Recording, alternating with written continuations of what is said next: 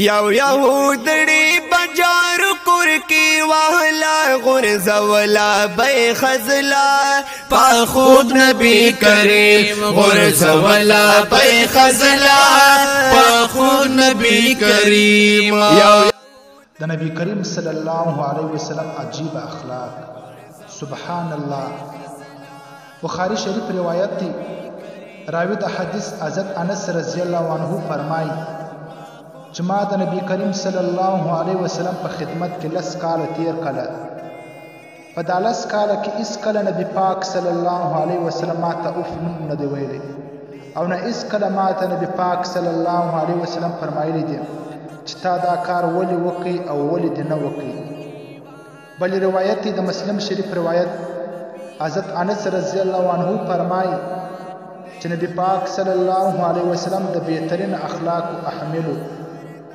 یو ورځ نبی پاک صلی الله علیه وسلم زه په یو کار پسې واستولم او ما دا وویل چې الله دې مې قسم وي زه به هېڅکله نه ځم، لیکن برته مې په زړه کې دا خیال رالی چې دا خو د نبی پاک صلی الله علیه وسلم ما ته حکم سوی دی، زه به ضرور هغه کار پر کوم او ځم به.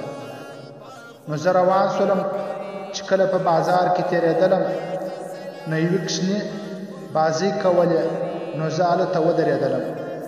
اچانک نبی پاک صلی الله علیه وسلم هلته رالی او د شا د خوا زه در څټه ونیولم چې کله ما ورته وکتل نبی پاک صلی الله علیه وسلم راته خندله، راته ویې فرمایل ارې اونیس ته چیرې روان یې؟ زما ته کوم ځای راستولی یې ته ځې او که نه؟ ما عرض وکړي چې یا رسول الله زه اوس هلته ځم.